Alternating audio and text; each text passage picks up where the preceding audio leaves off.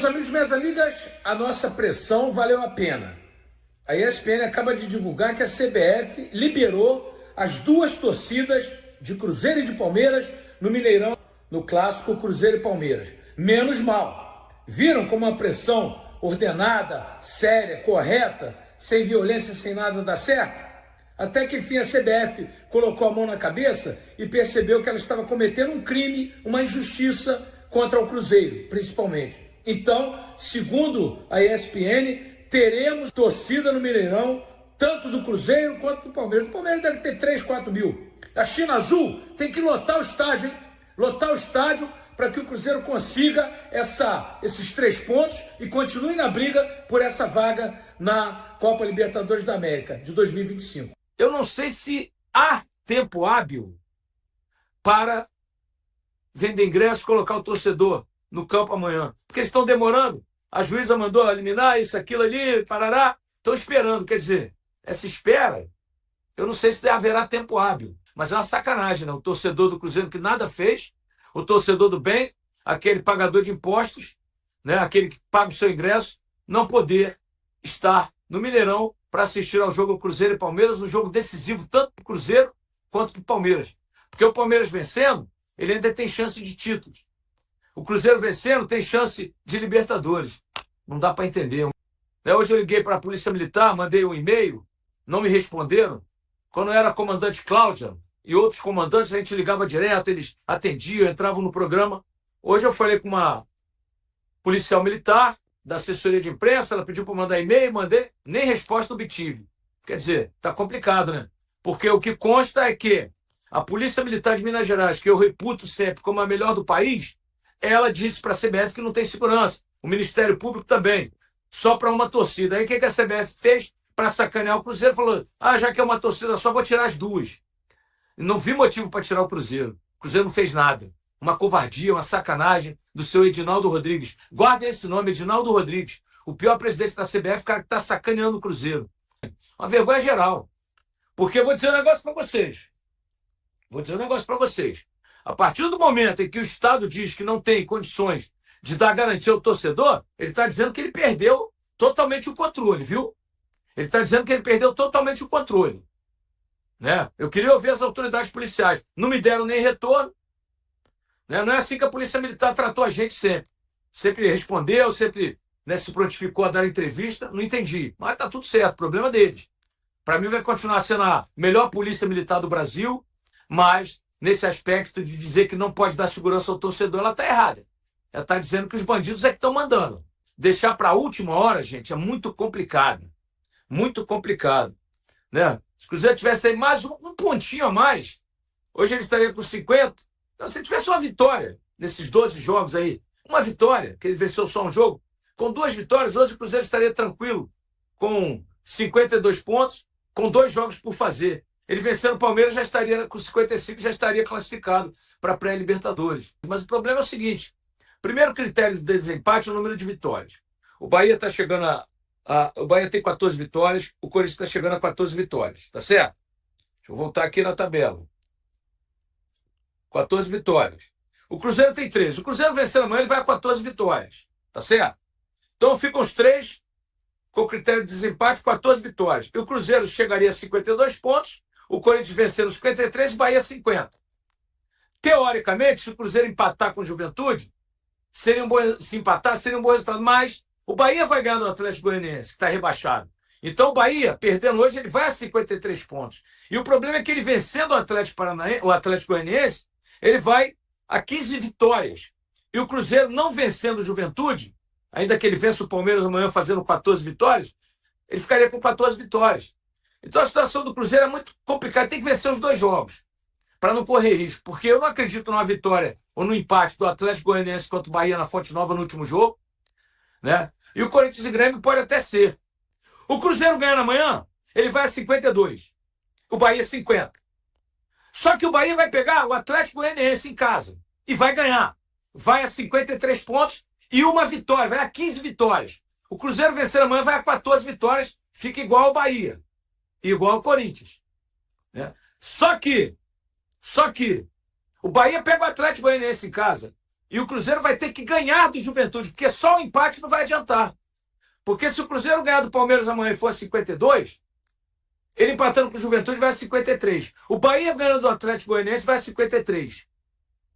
E aí o Bahia teria uma vitória a mais e se classificaria para pré-Libertadores no número de vitórias. Viram como está complicado? Um pontinho está fazendo falta para o Cruzeiro. E essa é uma prerrogativa do presidente Pedro Lourenço. Se realmente o Gabigol estiver acertado verbalmente, no que eu acredito, né, é um direito do presidente escolher o dia, a hora, né, o ano em que ele vai anunciar o Gabigol. Mas é outro Cruzeiro já. O Gabigol chegando, eu já disse aqui, ó, foi uma matéria no Ataque que explodiu de audiência. Depois do Ronaldinho Gaúcho, do eterno presidente Alexandre Calil, que contratou o Ronaldinho Gaúcho, Gabigol, se for confirmado no Cruzeiro, será a maior contratação do futebol mineiro depois do Ronaldinho Gaúcho.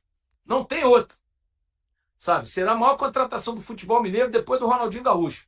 Se o Gabigol realmente chegar. E é o direito do presidente, que é quem banca, que é quem paga, né, anunciar o dia que ele bem entender, o dia que ele entender que vai ser legal para a torcida azul. Vamos aguardar. A preparação está encerrada para o duelo diante do Palmeiras, que, vamos ser bem sinceros, não vai ter tempo mais de ter o torcedor. Uma derrota de todos, falta um posicionamento mais firme do Cruzeiro sobre esta questão. O que pode fazer o Fernando Diniz?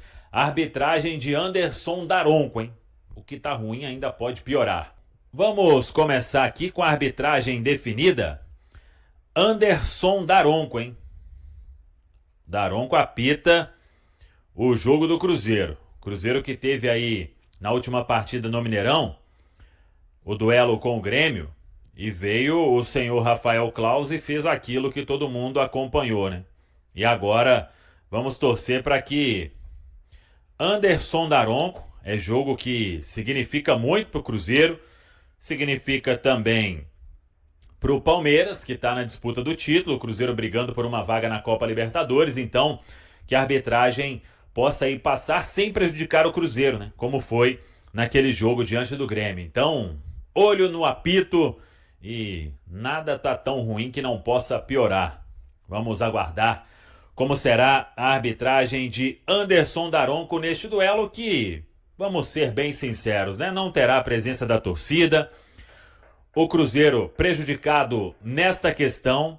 E aí, o que eu acho que falta ainda é um posicionamento mais firme por parte do Cruzeiro, seja pelo Pedro Lourenço, seja pelo Alexandre Matos. E, além disso, acionando para que no ano que vem não tenha torcida lá em São Paulo. Porque aí sim é isonomia. Qual isonomia é essa? No jogo do primeiro turno tem 90% de torcedores do Palmeiras e 10% do Cruzeiro. E no jogo do segundo turno não tem torcida de ninguém? Que isonomia é essa? A isonomia vai precisar ser no ano que vem, né? Palmeiras jogar com o Cruzeiro sem torcida. E a derrota maior, eu volto a repetir aqui, o que eu acho que falta para o Cruzeiro é ser firme com todos. Com a CBF, com o governo, com a polícia, nesta questão. Por quê? Entrar na justiça comum e etc., isso aí todo mundo sabe o que pode acontecer, que prejudica o clube. Mas um posicionamento firme no sentido de estamos sendo prejudicados, tentamos fazer isso e aquilo, explicar todos os pontos e bater firme nestas entidades que eu citei. E o nosso governo, aí hoje representado pelo vice-governador Matheus Simões, uma derrota lamentável do governo. E acho que é importante o torcedor cruzeirense ele guardar bem esses nomes para o futuro, para tudo que vai acontecer, porque só está tendo jogo sem torcida porque veio uma manifestação do Ministério Público de Minas Gerais, da polícia do nosso estado, dizendo que o ideal era não ter a torcida do Palmeiras. Então o Palmeiras correu e deu grito, falou, opa, por que não vai ter minha torcida? E aí a CBF foi atender um filhinho dela, que é o Palmeiras, né? E nessa disputa, assim como o Cruzeiro perdeu na disputa com o Corinthians, agora perde com o Palmeiras. E importante também de termos esta percepção de que a força nos bastidores é importante e no momento a gente sai derrotado em mais um duelo. Então, se o governo, se a nossa polícia, se as autoridades dissessem que iriam garantir a segurança das duas torcidas, essa questão nem ia ser pauta em momento algum. O jogo aconteceria normalmente. Então, acho que o Cruzeiro erra nesse sentido de ter uma posição mais firme, mas os culpados realmente, eles estão aí bem definidos, pelo menos na minha opinião. A CBF tratando com o filho e o nosso governo, lamentavelmente, dando esse sinal de fraqueza perante todo o Brasil. Não vamos esquecer os nomes envolvidos, pessoal. Vamos lá, Cruzeiro fechou a preparação e aí o Fernando Diniz tem alguns problemas. Lucas Romero está suspenso, o Barreal está suspenso. Tem que ver se o Wallace volta a ficar à disposição, se o Gabriel Veron volta a ficar à disposição e se algum outro jogador reclamou de mais algum problema. Porque o Cruzeiro, todo mundo acompanhou, alguns jogadores ali ficaram bem desgastados ao final da partida, o empate diante do Red Bull Bragantino. Com isso, o Fernando Diniz vai levar a definição do time até o vestiário do Mineirão, vai conversar com todos. Ainda nesta quarta-feira, na Toca da Raposa 2, o fato é que o Fernando Diniz, a gente já comentou sobre isso, né? Vai ter uma avaliação ao final da temporada sobre o trabalho dele, independentemente aí de vaga em Copa Libertadores ou em Copa Sul-Americana, mas o Cruzeiro quer avaliar tudo que vem acontecendo, em termos de desempenho, de resultado, a gente acompanha, mas tem também a questão interna. Então tudo isso será colocado em pauta ao final da temporada. Tem o jogo nesta quarta, domingo é a última partida, depois o Cruzeiro estará de férias e aí o mercado vai ficar daquele jeito, bastante aquecido, porque a diretoria quer reforçar bem o Cruzeiro, pensando na próxima temporada. Todo mundo perguntando sobre as movimentações do Cruzeiro. É fato que a diretoria está conversando em várias frentes para buscar não só esses nomes aí que já vieram à tona, né? O Christian do Atlético Paranaense, o Gabigol, o próprio Dudu do Palmeiras. Vamos até ver como será esse encontro do Dudu, né? Nesta quarta-feira no Mineirão, porque tudo caminha para que no ano que vem ele realmente venha defender as cores do Cruzeiro, se der tudo certo, né? Mas é um desejo aí de ambas as partes, dentro daquilo que a gente já comentou, mas o Cruzeiro está em outras frentes, buscando opção para zaga, opção para principalmente a lateral direita, para jogador de beirada. Isso é um desejo que o Cruzeiro quer muito. Então a diretoria vai esquentar mesmo esse processo de reforço a partir de segunda-feira, quando a temporada já estará finalizada. Tá falado, pessoal?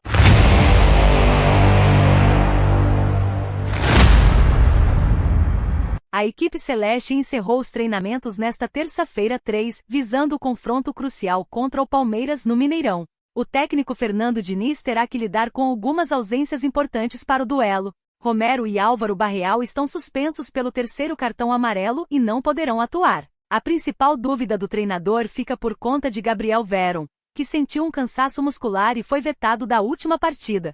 A comissão técnica ainda avalia a condição física do atacante para definir se ele terá condições de jogo. Wallace, outro jogador que sentiu um desconforto muscular, também é dúvida para o confronto. O volante não viajou com a equipe para a última partida e seu retorno aos gramados ainda é incerto. Com a necessidade de vencer os 2 últimos jogos da temporada para garantir uma vaga na Libertadores, o Cruzeiro entra em campo com o objetivo de somar mais 3 pontos.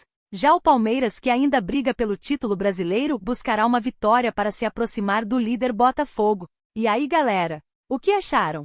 Deixe nos comentários. Não se esqueçam de deixar o like e de se inscreverem no canal e ativar o sininho para receber as notificações. Até mais, Nação Celeste! Vamos pra frente!